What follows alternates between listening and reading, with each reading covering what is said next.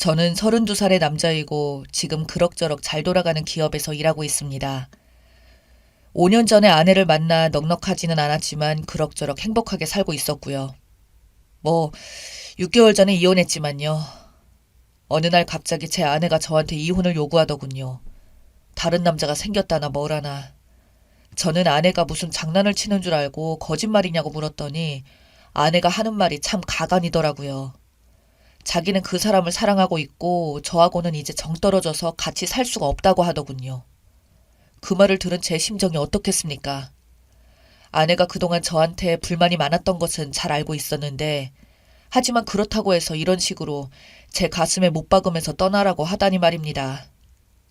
아내는 연애할 때도 항상 남자 문제로 문제를 일으키곤 했습니다.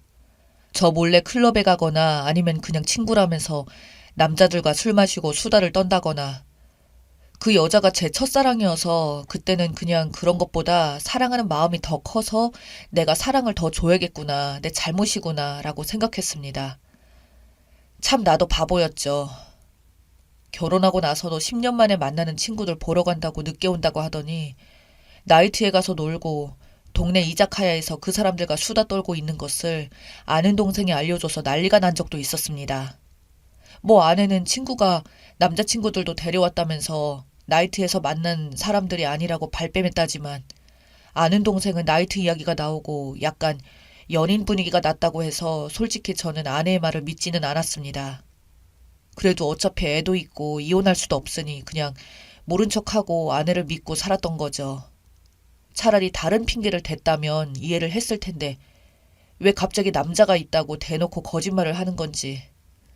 저는 그때까지만 해도 그렇게 생각했습니다. 항상 발뺌하고 아니라고 하는 아내한테 당당하게 남자가 있다고 하니 저는 말도 안 된다고 생각했었죠. 헌데 이때의 제 아내의 말은 사실이더군요. 1년 전 동창 친구들과 어울려 유원지에 갔다가 우연히 만난 남자들이 있었고 그 남자들은 다들 같은 회사에 다니는 남자들이었고 매너도 좋고 짝이 맞아서 함께 놀아났다고 하더군요.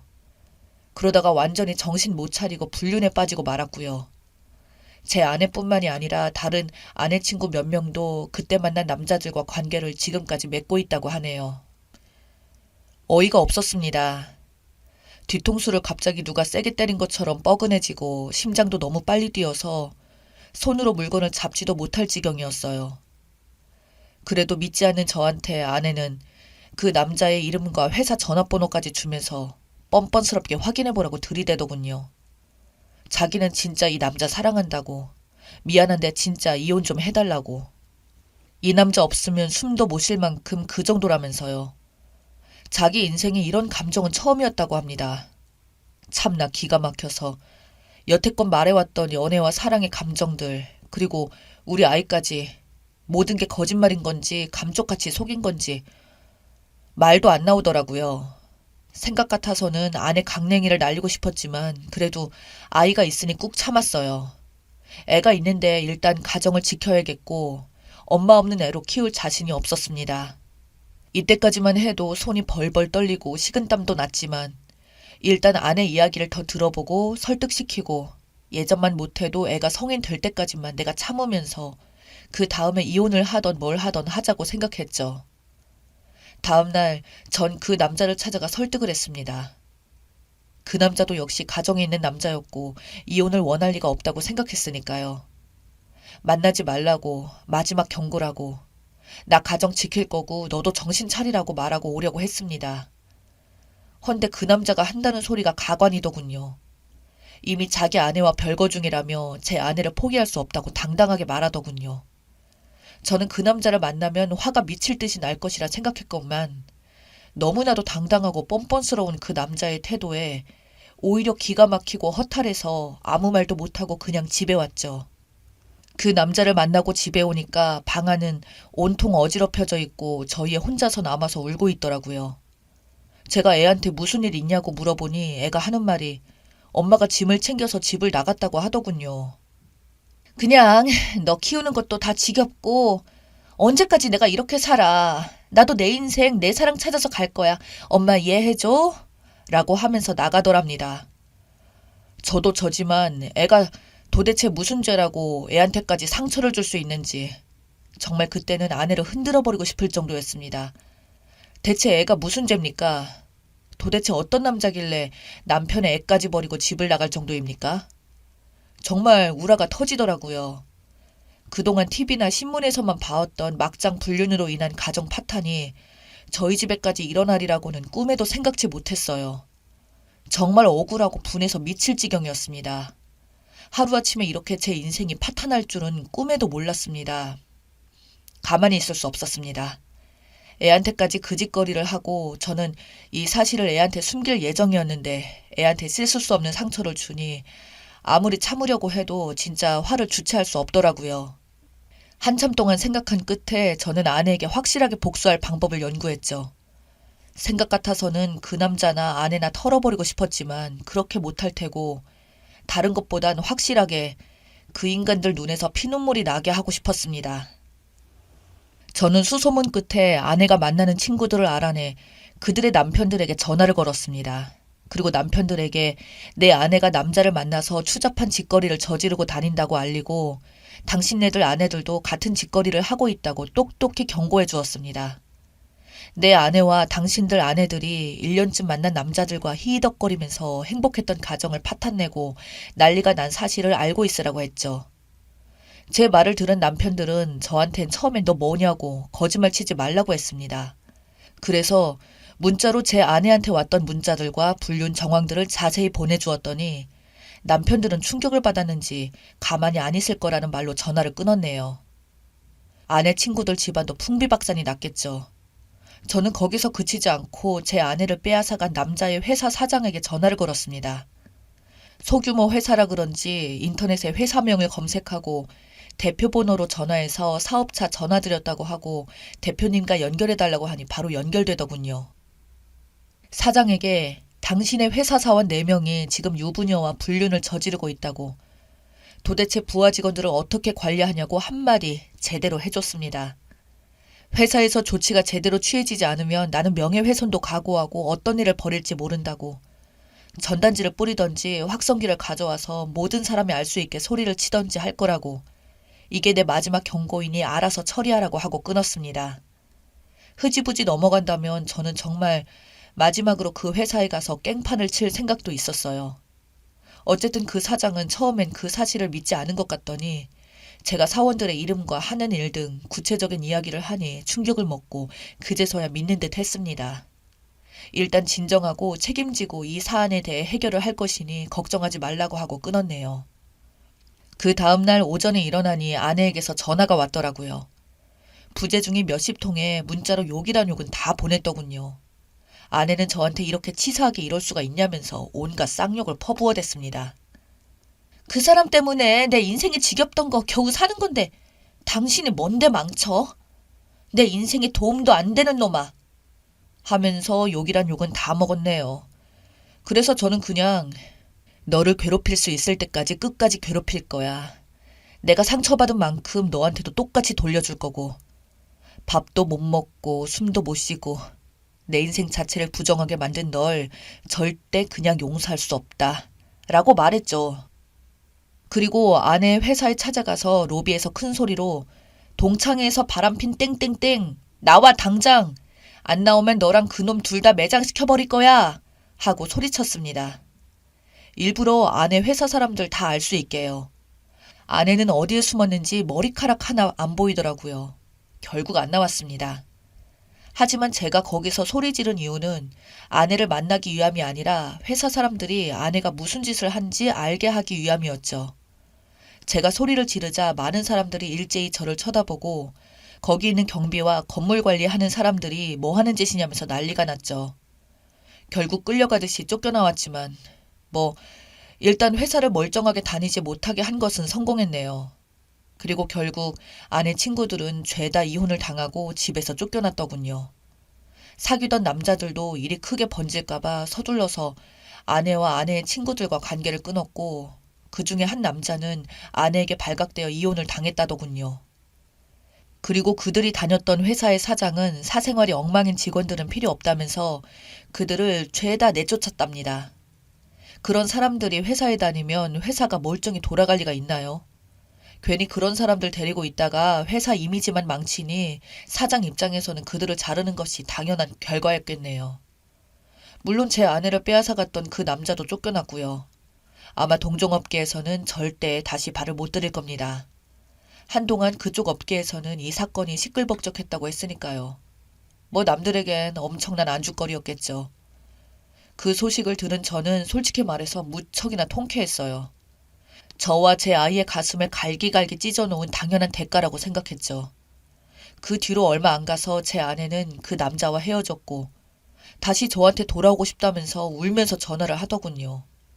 하지만 어떤 미친 남편이 외간 남자와 바람까지 피우고도 뻔뻔스럽게 이혼을 요구하고 그 남자하고 집까지 나간 여자를 받아들이고 싶겠습니까? 저는 당연히 아내한테 너 같은 인간은 가정을 지킬 자격도 없어 라면서 온갖 욕을 퍼부어준 뒤 매몰차게 전화를 끊었습니다. 그리고 한 달 뒤 이혼 소송에서 또 승소해서 아내가 저에게 위자료를 3천만 원을 주게 하고 양육권 역시 제가 가지게 되었습니다. 물론 재산 분할에서도 저에게 압도적으로 유리하게 판결이 나왔고요. 뭐 당연한 결과지만요. 지금은 아이하고 둘이서만 사는 중입니다.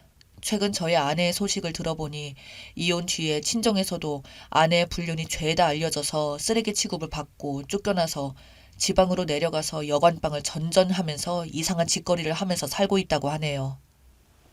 제가 저질렀던 일이 매몰차다고 비난한다면 저도 할 말은 없습니다. 저 스스로도 그렇게 생각하니까요. 하지만 저는 바람을 피우면서 배우자와 자녀들에게 상처를 주는 사람들은 그만큼의 대가를 받아야 한다고 봅니다. 세상 이치를 보면 바람을 피우는 인간들보다 그들의 배우자와 자식들이 더 큰 고통을 받더라고요. 왜 그래야 하는 겁니까? 잘못을 저지른 작자들이 가장 고통스러워하는 것이 마땅한 일이니까 저는 그렇게 했을 뿐입니다. 저는 내일 회사 일 때문에 자야겠네요. 읽어주셔서 감사합니다.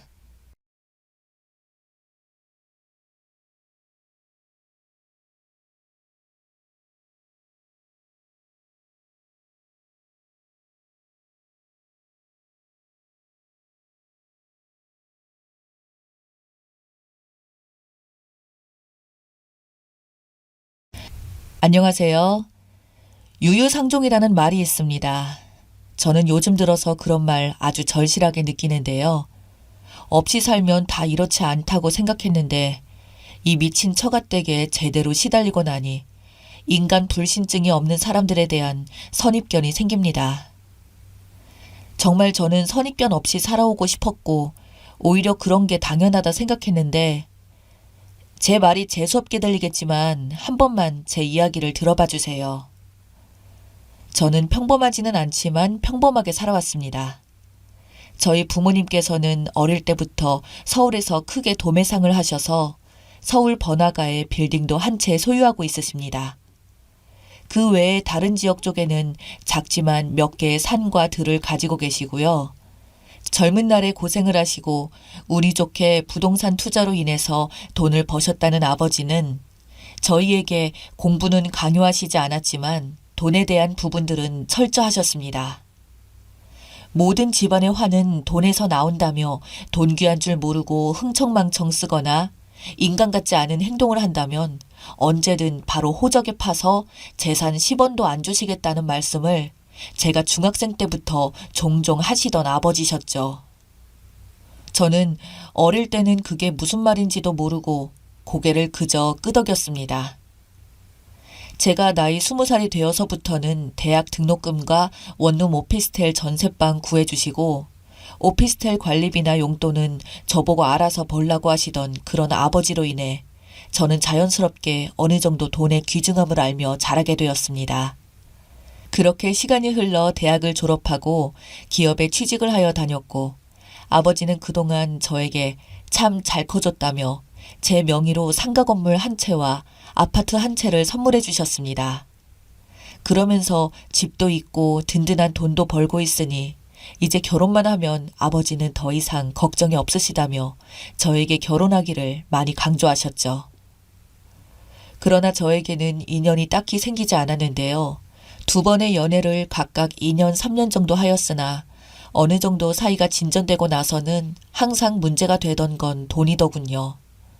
제가 한 달에 들어오는 돈이 회사 월급 말고도 엄청난 돈이 들어오는 것을 여자친구가 알게 되자 여자친구는 점점 저에게 돈 부분으로 서운함을 내비치고는 했습니다.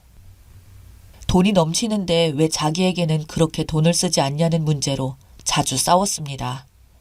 근데 솔직히 말하면 저는 회사 월급 내에서는 거의 모든 돈을 연애에 썼을 정도로 많이 썼어요. 제가 회사에서 받은 돈이 제 나이 또래에 비해서 낮은 편도 아니었고요. 그 모든 돈을 제가 쓸 정도면 일반적으로 제 나이 또래 애들은 그냥 일해서 자기 여자친구한테 완전 다 가져다 바치는 수준이어야 가능합니다. 그럼에도 불구하고 여자친구의 욕심은 끊이지 않더라고요. 제가 가진 상가에서 나오는 돈은 저도 건들지 않고 미래를 위해서 모두 저축만 했거든요. 그것만 해도 진짜 엄청난 돈이었을 텐데도 뭔가 더 바라던 여자친구에게 질려서 다투고 끝내 헤어졌기에 그런 부분들을 한 번은 아버지에게 고민을 털어놓자 며칠 뒤 아버지가 선자리를 구해오셨습니다. 지인분의 건너 아는 분의 따님이라던 명문대 출신의 회사를 다니던 여성이었죠. 어릴 때는 가풍 있는 집안에서 자라나 몸가짐도 남다르고 요즘 애들 같지 않다는 말에 아버지가 넘어가셔서 저에게 바로 나를 잡고 소개를 시켜주셨고 그렇게 지금의 아내를 처음 만났습니다. 아내는 그동안 제가 만나오던 여자들과 다른 단아한 모습에 저 또한 어느새 콩깍지가 씌었던 것 같아요. 부모님의 선으로 만난 것이다 보니 길게 끌고 할 필요도 없이 서로 집안 알고 그러니 결혼 일찍 하는 게 낫지 않냐며 다 큰 성인 남녀가 괜히 오래 만나고 소문만 나면 안 좋다며 처갓집에서 말을 했다고 하더군요. 그래서 그때는 그게 다 맞는 말인 줄 알았고 일사천리로 결혼을 하게 되었습니다. 아내 집은 예전에는 아주 잘 살았다고 들었습니다만 대대로 내려오던 유산으로 먹고 살았다가 아내의 할아버지께서 사업을 실패하게 되면서 거의 모든 돈을 다 날리게 되었고 집안이 순식간에 몰락했다고 하더군요. 그래서 실제로 아내는 부자이셨던 부모님 밑에서 힘들게 컸다고 들었어요. 즉, 가풍만 있는 집안이지 현재는 사실대로 말하면 몰락한 집안 그 자체였죠. 할아버지 때면 아내는 부자였던 시절도 거의 없었을 거고 말 그대로 저희 집은 그녀의 가풍만 보고 신부감으로 고른 것이었습니다.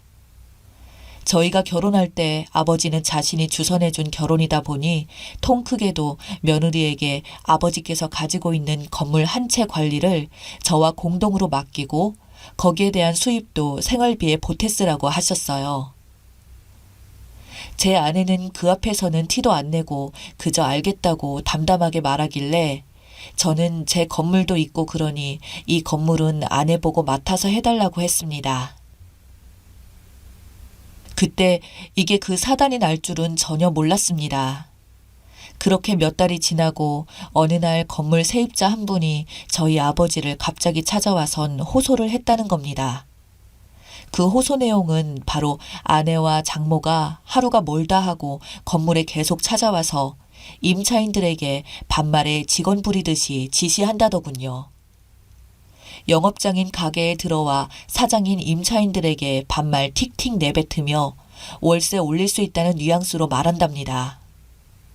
가게에 손님이 많으면 이렇게 잘 되니 이제 월세를 올려도 되겠네 라든지 잘 안 되면 이런 식으로 장사하니까 건물 가치만 떨어진다고 하든지 도를 넘은 갑질에 참다 못해 불만을 토한 임차인들에게는 아예 영업 방해를 대놓고 했다고 합니다.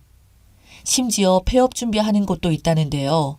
건물 주차장에는 손님들이 오면 주차도 못하게 하고 손님들에게 온갖 폐악질을 부려 임차인의 가게 직원이 너무 화가 나 장모에게 따졌더니 이 직원을 자르지 않으면 더 이상 건물 지원을 안 해주겠다고 협박까지 했다며 도저히 참을 수가 없어 저희 아버지에게 찾아왔답니다.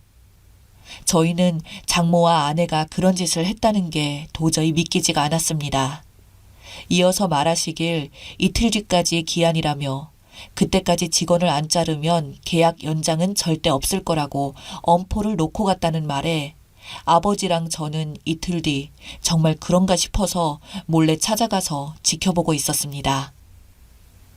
현장에서 본 장모와 아내는 저희한테는 평소에 단 한 번도 보여주지 않던 표정의 얼굴하고는 가게를 들어가자마자 가게 주인한테 욕설을 퍼부으며 왜 아직도 이 직원을 자르지 않았냐고 소리를 지르며 난리를 피우는데 가관이더군요. 멀리서조차도 그 소리가 크게 들려 지켜보고 있던 아버지와 저는 도저히 참을 수가 없어서 가게를 따라 들어가 장모와 아내를 강제로 끌고 나왔습니다. 도대체 이게 뭐 하는 짓이냐고 하니까 그제서야 아내는 표정이 다시 천사로 변하더니 나긋나긋한 목소리로 어쩌다 보니 못 보일 꼴을 보였다며 원래 누가 주인인지 이렇게 제대로 알려줘야 하는 게 아니겠냐며 헛소리를 하더군요. 저희 아버지는 건물 운영하시면서 단 한 번도 이렇게 갑질을 태어나서 해본 적이 없으셨습니다.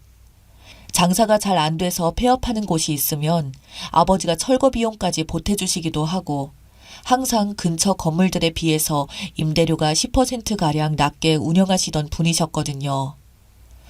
아버지가 좋게 말씀을 이어가시자 두 사람은 정신을 못 차렸는지 사돈어른이 너무 사람이 좋아서 이렇게 건물주를 무시하는 거라고 자기가 이 기회에 버릇을 단단히 제대로 고쳐놓겠다는 말에 듣다가 제가 너무 화가 나서 소리를 지르며 두 번 다시 건물에 찾아오지 말라고 당신들에게 그 어떤 권리도 없으니 떠나라고 하자 장모는 갑자기 썩은 표정으로 확 바뀌며 말하기를 자식 교육을 이따위로 시켰냐며 기가 차다는 듯 저희 아버지에게 따지던 장모님이었습니다. 아버지도 더는 참을 수 없었는지 딸 데리고 돌아가시라고 말했습니다. 그러자 화가 치밀어 올랐는지 아내를 데리고 가던 장모였죠.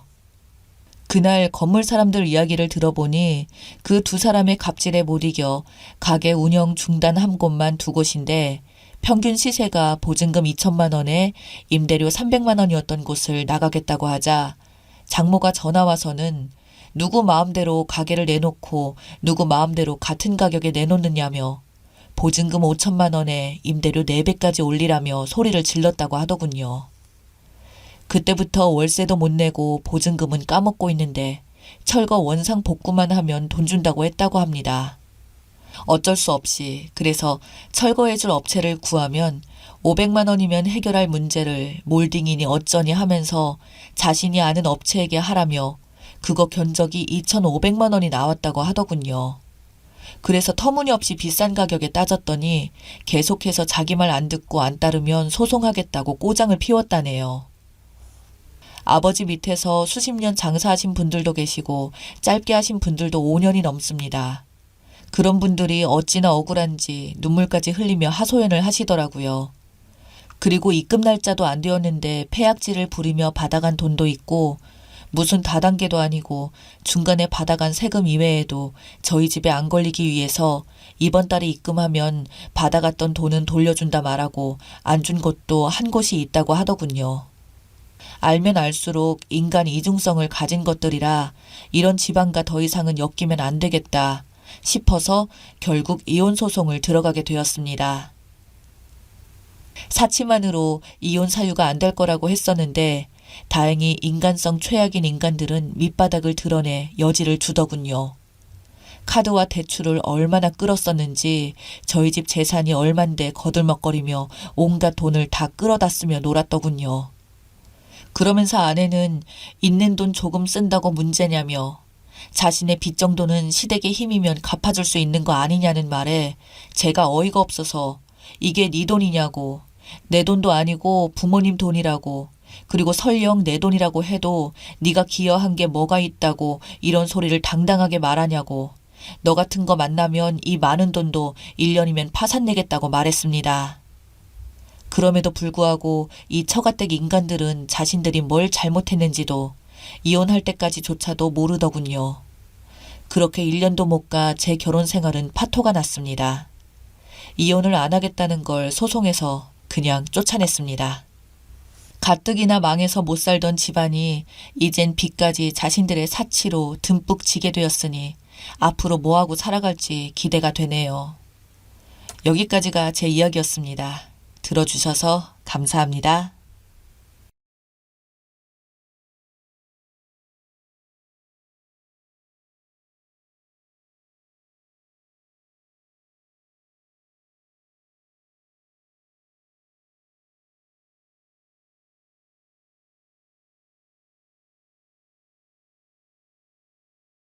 안녕하세요. 진짜 미치고 팔짝 뛸만한 일이 있어서 여기에 글을 씁니다.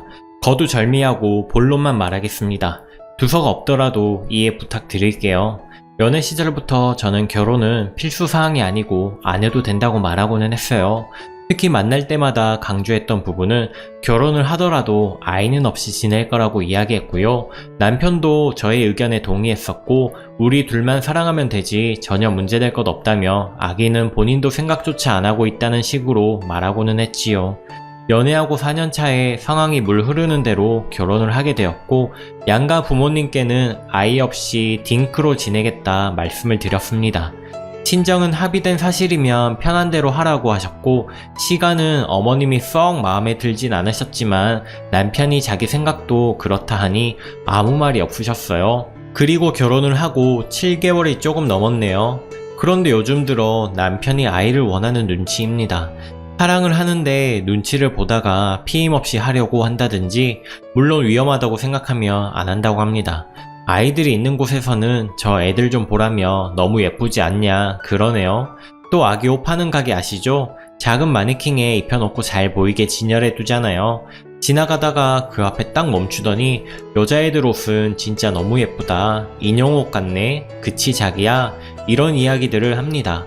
그래서 물었어요. 오빠 아기 갖고 싶어? 요즘 들어 자꾸 이러네. 그랬더니 아기를 원한대요. 본인 부모님들도 손주 원하신다 그러고요.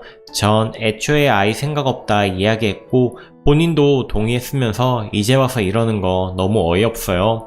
아이를 갖는다는 마음이 손바닥 뒤집듯이 쉬운 것도 아니고 저는 전혀 생각이 없습니다. 하다못해 TV를 봐도 스트레스를 줍니다. 일요일 예능에 아빠가 아이들을 케어하는 프로그램 보면서 아기가 있음 자기도 저렇게 잘할 수 있다며 저 듣는 앞에서 포부까지 다집니다. 하루는 시댁에 갔는데 어머님이 친구 손주가 너무 이쁘더라. 재롱에 시간 가는 줄 몰랐다는 등 이야기를 하시더라고요. 제 앞에서 그런 이야기를 하시는 것도 좀 불편해서 자리를 피하려고 하는데 남편이 옆에 오더니 엄마 자꾸 그런 이야기로 스트레스 주면 더 아기가 안 생겨. 그냥 모른 척하고 기다리세요 라고 말하는 거예요. 너무 황당하고 어이가 없었죠. 집에 와서 따지고 들었더니 손주를 부러워하시는 어머님이 너무 안쓰러워서 대충 둘러댄 거라고. 나 원참 그럴수록 희망 고문을 하면 안 되는 거 아닌가요? 그러더니 아니나 다를까 그 뒤부터는 어머님이 수시로 전화 오셔서 혹시 아기 가질 생각은 없냐고 떠보시기 일쑤입니다. 몇 번 대응을 하다가 차단한 상태고요. 뭐라고 이야기를 해야 할까요? 전 정말 낳을 생각이 없고 제 일을 계속하고 싶습니다. 또 육아는 좀 힘든가요? 지금이야 넌 낳기만 해. 내가 다 키울게. 모두지만 낳고 나면 분명 뒤치다꺼리 다 제가 할 거 뻔히 보이고 주변 친구들 보면 헬 육아에 힘들어하는 거 한두 명 본 게 아닙니다. 제 몸 망가지는 것도 싫고 출산도 무서워요. 결혼하면 네가 어쩌겠어 하는 마음으로 대충 제 의견 맞춰주는 척하다 지금 와서 본색을 드러내는 것 같아 괘씸하기도 하고 제 뜻을 뻔히 알면서 자꾸 마음을 떠보니 진짜 미칠 노릇이네요. TV며 길거리며 다닐 때며 아이들만 있으면 은근히 아이들이 예쁘다 떠보는데요. 정말 어떻게 해야 할까요? 조언 부탁드립니다. 추가합니다. 댓글 다 읽었습니다. 남편은 한 번도 딩크라 생각하고 산 적이 없다라는 글을 보니 정말 열이 올랐습니다. 시술하라는 댓글을 읽고 조금 전에 제가 시술하겠다 하니 펄쩍 뛰며 절대 안 된다네요. 그러길래 그럼 오빠가 시술하라 하니 왜 본인이 시술을 하냐고 계속 화를 냅니다. 말대토마다 끝내 뺨 한 대를 맞았습니다. 네가 언제까지 젊을 것 같냐면서 씩씩대더니 한 대 치고는 손찌검에서 미안하다 생각 좀 하고 나온다며 나갔습니다. 저도 너무 어이가 없고 맞은 것도 기가 막혀서 서러워서 울다가 진정 좀 하고 글을 추가합니다. 전 예체능 종사자고요. 너무 다행스럽게도 수입이 꽤 들어오고 있어서 남편과 거의 비슷하고 제가 더 버는 달도 있습니다. 수입이 저 혼자여도 부족하진 않아요. 비록 짧은 기간이었지만 그동안 가정의 기여도도 남편은 거의 없음에 가깝고요. 제가 프리랜서로 일하다 보니 연주나 수업이 없는 시간은 다 자유라 대부분 제가 부담했네요. 몸을 쓰는 직업이다 보니 임신 기간이 절대적으로 방해라고 생각을 했습니다. 이 모든 이유를 들어 이야기해도 돈은 자기가 벌 테니 걱정 말고 다시 생각해 보라네요. 말도 안 되죠. 제가 더 잘 버는데 이해를 못하는 것 같습니다. 딩크를 번복하는 것도 이혼 사유이지만 뺨을 때렸다는 것으로 이혼의 사유가 또 생기고 말았네요. 제 지인이 변호사라 자초지종을 설명하고 내일 얼굴 보기로 했습니다. 가정의 기여도도 별로 없으니 자기가 뭐 챙겨갈 건 있을까요? 아무쪼록 사회의 쓰레기 하나 방생해야겠네요. 지금 제 맘에 화가 너무 많아서 글이 정리가 안 되네요.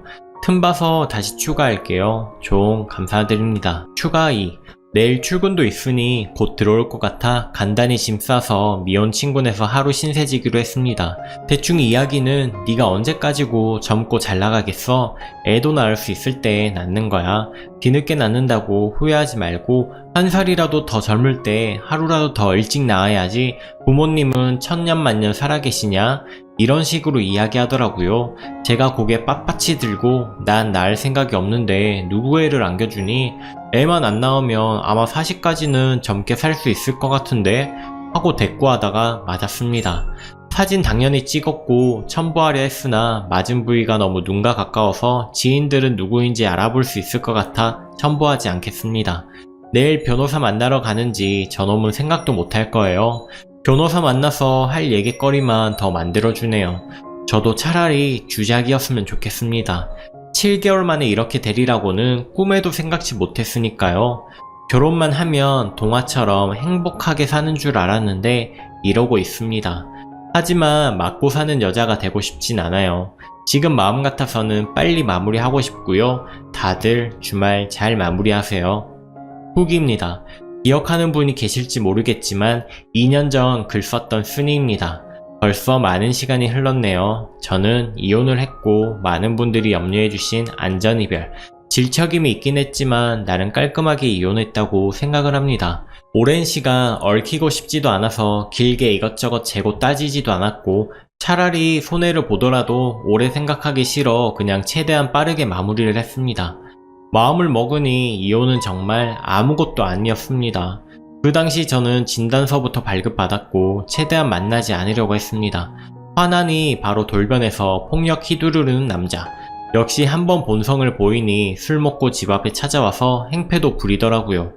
차라리 7개월 만에 안 게 다행이고 혹시라도 말에 홀려 악이라도 안 가진 게 천만 다행이다 싶었죠. 저를 때렸다는 것 자체에 정이 다 떨어졌기 때문에 오히려 이별이 쉬웠습니다. 딩크인데 왜 시술하지 않느냐 라는 말에 변명일지는 몰라도 저는 몸으로 돈을 버는 사람이라 몸 컨디션이 조금이라도 흐트러지면 그 여파가 오래남아 아무리 간단한 시술이라도 예민하게 받아들이게 되더라고요. 이혼 소송이 완전히 끝나고 다시 혼자가 된 저는 학생들을 믿을 만한 다른 선생님께 보내고 20대에 유학하던 이탈리아에 돌아가서 다시 자리를 잡았습니다. 이때가 7월이었어요. 다시 못 만날 줄 알았던 사람들과 마주보고 이야기를 하니 정말 행복하더라고요.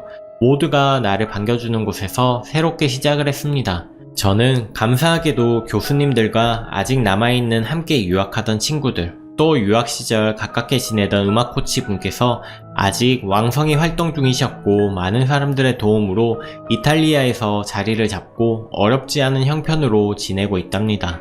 지금은 전염병 여파로 한국에 돌아왔다가 아직 돌아가지 않고 한국에서 지내고 있어요. 월세는 아깝지만요. 한국에서 마음 편히 지내다 보니 당시 썼던 글이 생각나 후기를 남깁니다. 저는 체구가 작습니다. 키도 작고 덩치도 작아요. 뺨을 맞았는데 정말 얼굴 반쪽이 다 부어오르고 터졌습니다. 뺨도 너무 아팠지만 맞았다는 사실도 정말 슬펐지만 그보다 더 아팠던 건 그렇게 때리고 마치 네가 맞을 짓 해서 어쩔 수 없이 때렸다는 듯한 그 자식의 태도와 눈빛이었습니다. 그건 또 다른 폭력을 예고하는 것 같았거든요. 그래서 진단서와 사진만으로도 충분히 이혼 사유가 되었고 시댁에서도 저를 붙잡지도 함부로 대할 수도 없었죠. 자작글인 것 같다고 하시는 분들, 사람의 상처까지 자작을 얻지 않아요. 비록 7개월 뿐이던 결혼 생활이었지만 후회는 하지 않아요. 누구나 실수를 할 수 있는 거니까. 그리고 화장실 들어갈 때랑 나올 때가 다른 남자, 폭력 쓰는 남자랑 사느니 이혼녀 딱지를 끄는 지금의 제가 훨씬 행복합니다. 참, 전 남편 소식을 들었는데요. 같이 아는 사람이 있어서 한국 와서 만났다가 별로 알고 싶지 않았는데 알게 되었습니다. 글쎄, 벌써 재혼을 한다네요. 그런데 속도 위반으로 시작하는 결혼이라고 하네요. 그렇게 바라던 아이, 이전에는 철저히 숨겨서 미처 몰랐던 그 마음, 먼저 갖고 시작하는 결혼 축하라고 해줘야 할까요? 그런데 사실 기분이 더럽다던가 배가 아프다던가 하는 마음조차 1도 없습니다. 그만큼 예전의 정이 다 떨어진 것이겠지요.